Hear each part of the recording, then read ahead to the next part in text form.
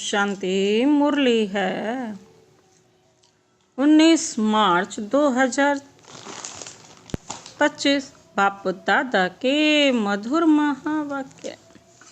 मीठे बच्चे, तुम्हें इस पुरानी दुनिया, पुराने शरीर में जीते जी मर कर घर जाना है। इसलिए देह अभिमान छोड़ देही अभिमानी बनो। तुम्हें इस पुरानी दुनिया, पुराने शरीर में से जीते जी मरकर घर जाना है। इसलिए देह अभिमान छोड़ देही अभिमानी बनो। आज का प्रश्न है, अच्छे अच्छे पुरुषार्थी बच्चों की निशानी क्या होगी? अच्छे अच्छे पुरुषार्थी बच्चों की निशानी क्या होगी? बाबा ने उत्तर दिया, जो अच्छे पुरुषार्थी हैं वह सवेरे सवेरे उठकर देही अभिमानी रहने की प्रैक्टिस करेंगे। वह एक बाप को याद करने का पुरुषार्थ करेंगे।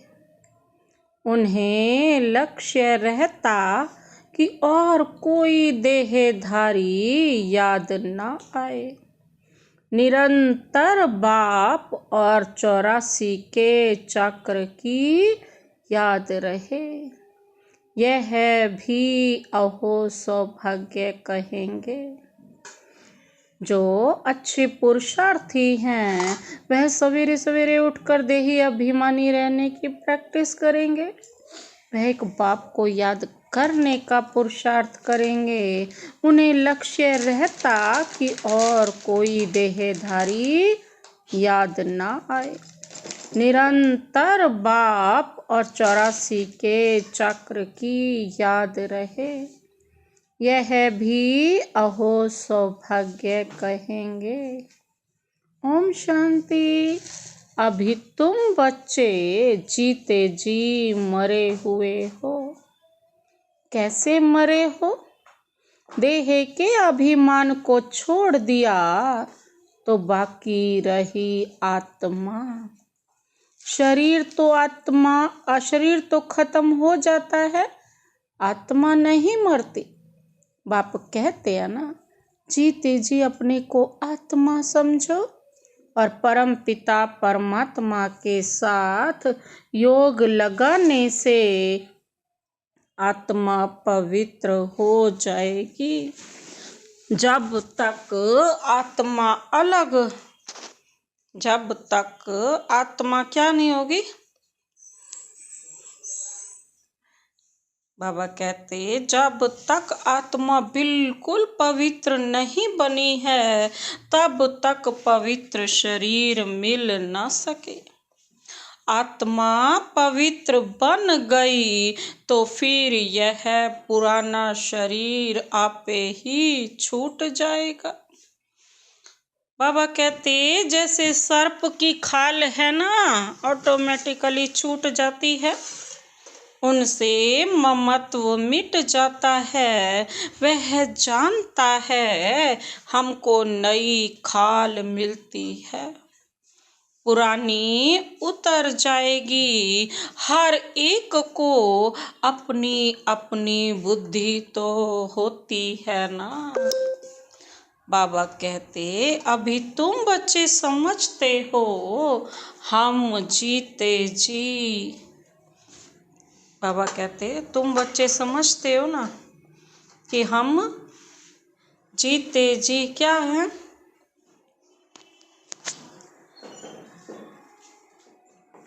कि अपने आप को बाबा क्या कहते हैं, तुम आत्मा समझते हो कि हम जीते जी इस पुरानी दुनिया से, पुराने शरीर से मर चुके हैं। फिर तुम आत्माएं ही शरीर छोड़कर कहाँ जाएंगी? बाबा पूछ रहे हैं, तुम आत्माएं यह शरीर छोड़कर कहाँ जाएंगी? अपने घर। पहले पहले तो यह पक्का याद करना है। हम आत्मा हैं, शरीर नहीं है।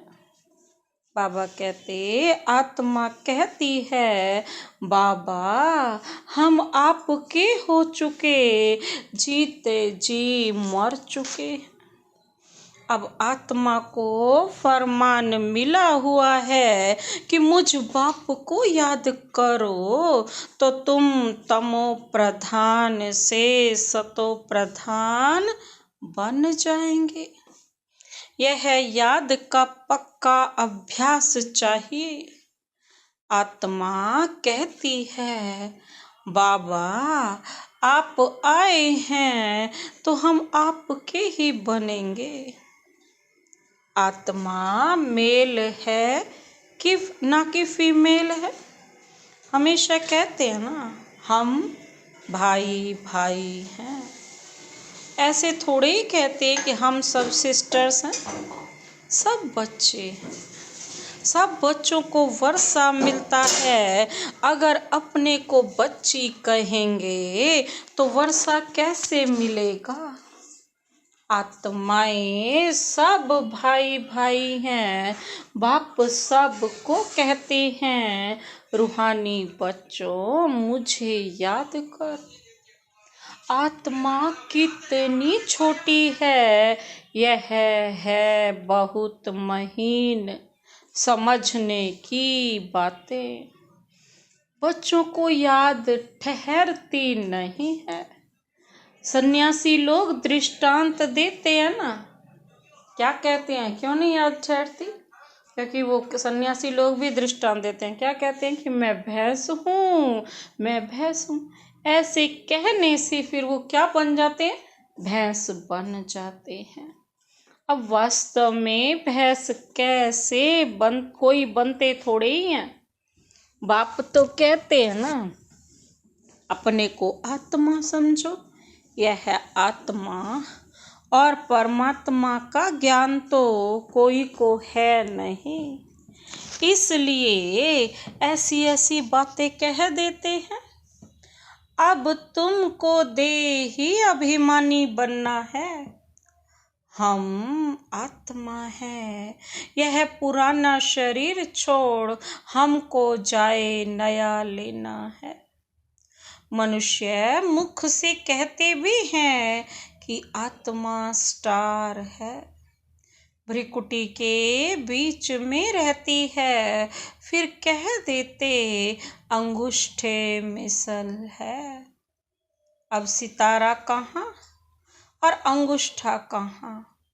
और फिर मिट्टी के सालिग्राम बैठ बनाते हैं। इतनी बड़ी आत्मा तो हो नहीं सकती। मनुष्य देह अभिमानी है ना, तो बनाते भी मोटे रूप में हैं। यह तो बड़ी सूक्ष्म महीनता की बातें हैं। भक्ति भी मनुष्य एकांत में कोठी में बैठ करते हैं। तुमको तो गृहस्थ व्यवहार में, धंधे आदि में रहते हुए बुद्धि में यह पक्का करना है, हम आत्मा हैं। बाप कहते हैं, मैं तुम्हारा बाप भी इतनी छोटी बिंदु हूँ। ऐसे नहीं कि मैं बड़ा हूँ, मेरे में सारा ज्ञान है। आत्मा और परमात्मा दोनों एक जैसे ही हैं। सिर्फ उनको सुप्रीम कहा जाता है। यह ड्रामा में नूंद है। बाप कहते हैं, मैं तो अमर हूँ। मैं अमर ना होता तो तुमको पावन कैसे बनाऊं? तुमको स्वीट चिल्ड्रन कैसे कहूँ? आत्मा ही सब कुछ करती है ना। बाप आकर देही अभिमानी बनाते हैं, इसमें ही मेहनत है। बाप कहते हैं, मुझे याद करो और कोई को याद ना करो। योगी तो दुनिया में बहुत हैं। कन्या की सगाई होती है तो फिर पति के साथ योग लग जाता है ना। पहले थोड़े ही था, सगाई हुई तो योग लगा। अब हमारा भी तो शिव बाबा के साथ सगाई हो गई है, तो हमारी भी क्या बुद्धि लगी रहनी चाहिए शिव बाबा के साथ। पति को देखा फिर उनकी याद में रहती है। अब बाप कहते हैं ना, माँ में कम याद करो। यह है बहुत अच्छी प्रैक्टिस चाहिए। जो अच्छे पुरुषार्थी बच्चे हैं वह सवेरे सवेरे उठकर देही अभिमानी रहने की प्रैक्टिस करेंगे। भक्ति भी सवेरे करते हैं ना, ऐसे ही अपने अपने इष्ट देव को याद करते हैं। हनुमान की भी कितनी पूजा करते हैं, लेकिन जानते कुछ भी नहीं।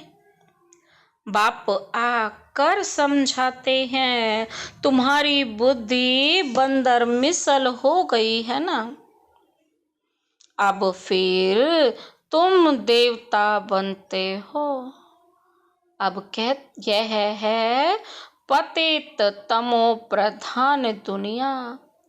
अभी तुम आए हो बेहद के बाप के पास। मैं तो बाबा कहते पुनर्जन्म रहित हूँ। यह शरीर इस दादा का है। मेरा कोई शरीर का नाम नहीं, मेरा नाम ही है कल्याणकारी शिव। तुम बच्चे जानते हो, शिव बाबा कल्याणकारी आकर नरक को स्वर्ग बनाते हैं। कितना कल्याण करते हैं, नरक का एकदम विनाश करा देते हैं। प्रजापिता ब्रह्मा द्वारा अभी स्थापना हो रही है। यह है प्रजापिता ब्रह्मा मुख वंशावली। चलते फिरते एक दो को सावधान करना है। मन मना भाव। बाप कहते हैं, मुझे याद करो तो विकर्म विनाश होंगे। पतित पावन तो बाप है ना, उन्होंने भूल से भगवानु वाच के बदले श्री कृष्ण भगवानु वाच लिख दिया है। भगवान तो निराकार है, उनको परम पिता परमात्मा कहा जाता है। उनका नाम है शिव। शिव की पूजा भी बहुत होती है। शिव काशी कहते रहते हैं। भक्ति मार्ग में अनेक प्रकार के नाम रख दिए हैं। कमाई के लिए अनेक मंदिर बनाए हैं, असली नाम है शिव। फिर सोमनाथ रखा है। सोमनाथ सोम रस पिलाते हैं, ज्ञान धन देते हैं। फिर जब पुजारी बनते हैं तो कितना खर्चा करते हैं उनके मंदिर बनाने पर, क्योंकि सोम रस दिया है ना। सोमनाथ के साथ बाबा कहते सोमनाथनी भी होगी, यथा राजा रानी तथा प्रजा। सब सोमनाथनी हैं। तुम सोनी दुनिया में जाते हो, वहाँ सोने की ईंटें होती हैं, नहीं तो दीवारें आदि कैसे बने। बहुत सोना होता है ना, इसलिए उसको सोने की दुनिया कहा जाता है। यह है लोहे पत्थरों की दुनिया। स्वर्ग का नाम सुनकर ही मुख पानी हो जाता है।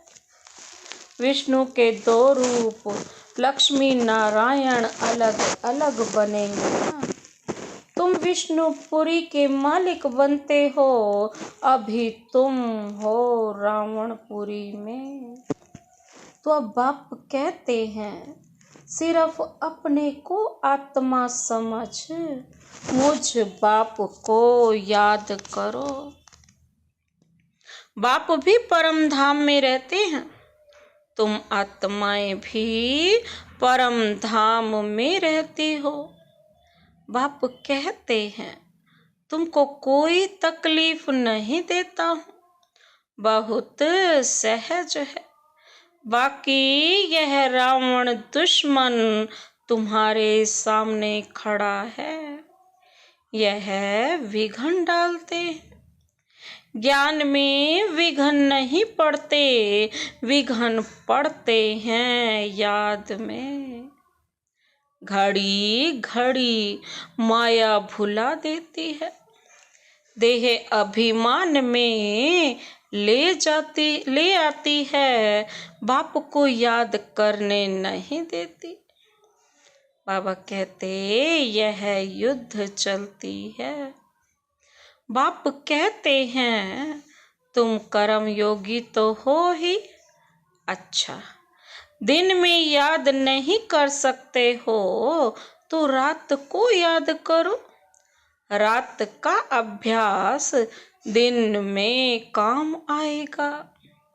निरंतर स्मृति रहे, जो बाप हमको विश्व का मालिक बनाते हैं, हम उसे याद करते हैं।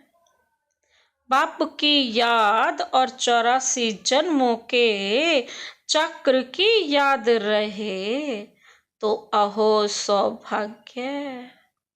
औरों को भी सुनाना है बहनों और भाइयों, अब कलयुग पूरा हो सतयुग आता है। बाप आए हैं सतयुग के लिए, राजयोग सिखला रहे हैं। कलयुग के बाद सतयुग आना है। एक बाप के सिवाय और कोई को याद नहीं करना है। वानप्रस्थी जो होते हैं वह सन्यासियों का जाए संग करते हैं। वानप्रस्थ वहाँ वाणी का काम नहीं है, आत्मा शांत रहती है, लीन तो हो नहीं सकते। ड्रामा में कोई भी एक्टर निकल नहीं सकता, यह भी बाप ने समझाया है। एक बाप के सिवाय और कोई को याद नहीं करना है, देखते हुए भी याद ना करो। बाबा कहते यह पुरानी दुनिया तो विनाश हो जानी है, कब्रिस्तान है ना। मुर्दों को कोई कभी याद किया जाता है? किया जाता है क्या? बाबा पूछ रहे हैं। बाप कहते हैं ये सब मरे पड़े हैं, जैसे अर्जुन को कहा श्री कृष्ण ने कि सब काका मामा चाचा सब मरे पड़े, मैं आया हूँ पतितों को पावन बनाए ले जाता हूँ। यहाँ यह सब खत्म हो जाएंगे। आजकल बॉम्ब्स आदि जो भी बनाते हैं बहुत तीखे तीखे बनाते रहते हैं। कहते हैं यहाँ बैठे जिस पर छोड़ेंगे उस पर ही गिरेंगे। अब कहते यह भी नूंद है, फिर से विनाश होना है। भगवान आते हैं नई दुनिया के लिए, राजयोग सिखला रहे हैं। यह महाभारत लड़ाई है जो शास्त्रों में गाई हुई है, बरोबर भगवान आए हैं स्थापना और विनाश करने। चित्र भी क्लियर है, तुम साक्षात्कार कर रहे हो। हम यह बनेंगे, यहाँ की यह पढ़ाई खत्म हो जाएगी, वहाँ तो बैरिस्टर डॉक्टर आदि की दरकार नहीं होती। तुम तो यहाँ का वर्षा ले जाते हो, हुनर भी सब यहाँ से ले जाएंगे। मकान आदि बनाने वाले फर्स्ट क्लास होंगे तो वहाँ भी बनाएंगे। बाजार आदि भी तो होगी ना, काम तो चलेगा। यहाँ से सीखा हुआ अकल ले जाते हैं, साइंस से भी अच्छे हुनर सीखते हैं। वह सब वहाँ काम आएंगे, प्रजा में जाएंगे। तुम बच्चों को तो प्रजा में नहीं आना है। तुम आए ही हो बाबा मम्मा के तख्त नशीन बनने। बापू जो श्रीमत देते हैं, बाबा कहते हैं उस पर चलना है। फर्स्ट क्लास श्रीमत तो एक ही देते हैं कि मुझे याद करो। कोई का भाग्य अनायास भी खुल जाता है, कोई कारण निमित्त बन पड़ता है। कुमारियों को भी बाबा कहते हैं शादी तो बर्बादी हो जाएगी, इस गटर में मत गिरो। क्या तुम बाप का नहीं मानेंगी? स्वर्ग की महारानी नहीं बनेंगी? अपने साथ प्रण करना चाहिए कि हम उस दुनिया में कभी नहीं जाएंगे, उस दुनिया को याद भी नहीं करेंगे। शमशान को भी कभी याद करते हैं क्या? यहाँ तो तुम कहते हो कहाँ यह शरीर छूटे तो हम अपने स्वर्ग में जाएं। अब 84 जन्म पूरे हुए, अब हम अपने घर जाते हैं। औरों को भी यही सुनाना है, यह भी समझते हो। बाबा बिगर सतयुग की राजाई कोई दे नहीं सकते। इस रथ को भी कर्म भोग तो होता है ना। बाप दादा की भी आपस में कभी रूह रिहान चलती है। यह बाबा कहते हैं, बाबा आशीर्वाद कर दो, खांसी के लिए कोई दवाई करो या छू मंत्र से उड़ा दो। कहते हैं ना, कहते हैं नहीं, यह तो भोगना ही है। यह तुम्हारा रथ लेता हूँ, उसके एवज में तो देता ही हूँ। बाकी यह तो तुम्हारा हिसाब किताब है। ब्रह्मा बाबा को खांसी थी ना, तो बाबा कहते थे ब्रह्मा बाबा कि खांसी के लिए कोई दवाई करो या इसे छू मंत्र उड़ा दो। तो बाबा कहते तो भोगना है ना, भोगनी पड़ेगी, हिसाब किताब तो चुप तो करना ही है। फिर भी बाबा कहते हैं मैं तुम्हारी रतन में आता हूँ, इसीलिए इसके एवज में मैं बहुत कुछ देता हूँ और अंत तक कुछ न कुछ होता रहे। तुम आज तुम्हें आशीर्वाद करूं तो सब पर करना पड़े, इसीलिए बाबा किसी पर आशीर्वाद नहीं करते। बाबा कहते स्वयं स्वयं पर आशीर्वाद करो, स्वयं को जानो, दूसरों को समझाओ कि तुम भी कौन हो। आज यह बच्ची यहाँ बैठी है, कल ट्रेन में एक्सीडेंट हो जाता है, मर पड़ती है, बाबा कहेंगे ड्रामा। ऐसे थोड़ी ही कह सकते कि बाबा ने पहले क्यों नहीं बताया, ऐसे तो सबका ही बताने लग जाए। बाबा कहते सब अपने कर्मों का हिसाब किताब चुकतू कर रहा है, ऐसा कायदा नहीं है। मैं तो सिर्फ आता हूँ तुम पतितों को पावन बनाने, यह बतलाने थोड़े ही आया हूँ। यह हिसाब किताब तो तुमको अपना चुक तो करना है। इसमें आशीर्वाद की बात नहीं।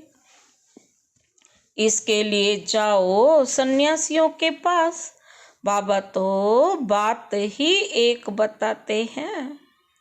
मुझे बुलाया ही इसलिए है कि हमको आकर नरक से स्वर्ग में ले जाओ। गाते भी है ना, पतित पावन सीताराम। सब पतितों को पावन बनाने वाला, सारी सीता रूपी आत्माओं को सच्चा सच्चा राम मिल गया ना आराम देने। परंतु अर्थ उल्टा निकाल दिया है कि राम की बैठ महिमा करते। गाते हैं ना, रघुपति राघव राजा राम, पतित पावन सीताराम। बाप कहते हैं, इस भक्ति मार्ग में तुमने कितने पैसे गवाए। एक गीत भी है ना, क्या कौतुक देखा। क्या देखा कौतुक? देवियों की मूर्तियां बनाए, पूजा कर, फिर समुद्र में डुबो देते हैं। अब समझ में आता है कितने पैसे बर्बाद करते हैं, फिर भी यह होगा। सतयुग में तो ऐसा काम होता ही नहीं। सेकंड बाय सेकंड की नोंद है। कल्प बाद फिर यही बात रिपीट होगी। ड्रामा को बड़ा अच्छा रीति समझना चाहिए। अच्छा, कोई जास्ती नहीं याद कर सकते हैं तो बाप कहते सिर्फ अलफ और बे, बाप और बादशाही को याद कर। अंदर में यही धुन लगा दो कि हम आत्मा कैसे 84 का चक्र लगा कर आई हैं। चित्रों पर समझाओ, बहुत सहज है। यह है रूहानी बच्चों से रूह रिहान। बाप रूह रिहान करते ही हैं बच्चों से, और कोई से तो कर ना सके। बाप कहते हैं, अपने को आत्मा समझो। आत्मा ही सब कुछ करती है। बाप याद दिलाते हैं, तुमने 84 जन्म लिए हैं, मनुष्य ही बने हैं।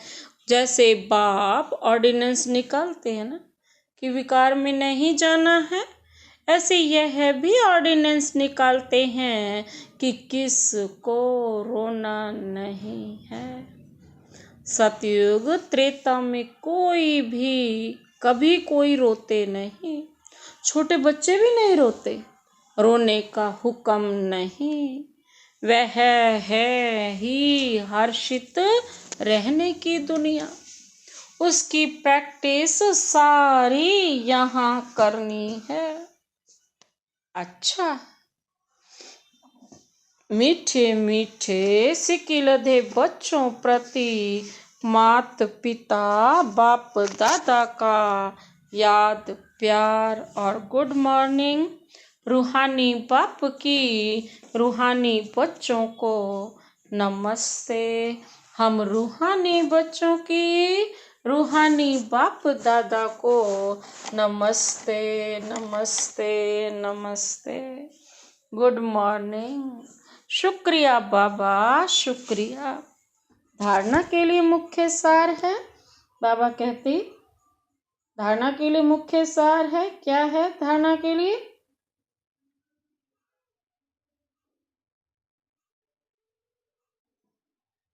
पहला पॉइंट है, बाप से आशीर्वाद मांगने के बजाय याद की यात्रा से अपना सब हिसाब चुकतू करना है। बाप से आशीर्वाद मांगने की बजाय याद की यात्रा से अपना सब हिसाब चुकतू करना है। पावन बनने का पुरुषार्थ करना है। इस ड्रामा को यथार्थ रीति समझना है। बाप से आशीर्वाद मांगने की बजाय याद की यात्रा से अपना सब कुछ चुकता करना है। पावन बनने का पुरुषार्थ करना है। इस ड्रामा को यथार्थ रीति समझाना है। दूसरा पॉइंट है, इस पुरानी दुनिया को देखते हुए भी याद नहीं करना है। कर्म योगी बनना है। सदा हर्षित रहने का अभ्यास करना है। कभी भी रोना नहीं है। बाबा कहते हैं कभी भी रोना नहीं। इस पुरानी दुनिया को देखते हुए भी याद नहीं करना है। कर्म योगी बनना है। सदा हर्षित रहने का अभ्यास करना है। कभी भी रोना नहीं। आज का वरदानी हाथ शिव बाबा का अपने सिर पर अनुभव करते हुए यह वरदान लेते हैं। प्रवृत्ति में रहते मेरेपन का त्याग करने वाले सच्चे ट्रस्टी माया जीत भव। प्रवृत्ति में रहते मेरेपन का त्याग करने वाले सच्चे ट्रस्टी माया जीत भव। विस्तार है, जैसे गंदगी में कीड़े पैदा होते हैं ना, वैसे ही जब मेरापन आता है तो माया का जन्म होता है। माया जीत बनने का सहज तरीका है, स्वयं को सदा ट्रस्टी समझो। ब्रह्मा कुमार माना ट्रस्टी भी ट्रस्टी की किसी में भी अटैचमेंट नहीं होती, क्योंकि उनमें मेरापन नहीं होता। गृहस्थी समझेंगे तो माया आएगी, और ट्रस्टी समझेंगे तो माया भाग जाएगी। इसलिए न्यारे होकर फिर प्रवृत्ति के कार्य में आओ तो माया प्रूफ रहेंगे। आज का स्लोगन, जहाँ अभिमान होता है वहाँ अपमान की फीलिंग जरूर होती है। जहाँ अभिमान होता है वहाँ अपमान की फीलिंग जरूर आती है। अव्यक्त इशारे हैं, सत्यता और सभ्यता रूपी कल्चर को अपनाओ। बाबा क्या कह रहे हैं, सत्यता सच्चाई को अपनाओ। जितना सत्यता को अपनाओगे उतना ही सभ्य बन जाओगे। आपकी आंतरिक स्वच्छता, सत्यता उठने में, बैठने में, बोलने में, सेवा करने में लोगों को अनुभव हो, तब परमात्म प्रत्यक्षता के निमित्त बन सकेंगे। इसके लिए पवित्रता की क्षमा सदा जलती रहे, जरा भी हलचल में ना आए। जितना पवित्रता की क्षमा अचल होगी उतना सहज सभी बाप को पहचान सकेंगे। अच्छा, ओम शांति।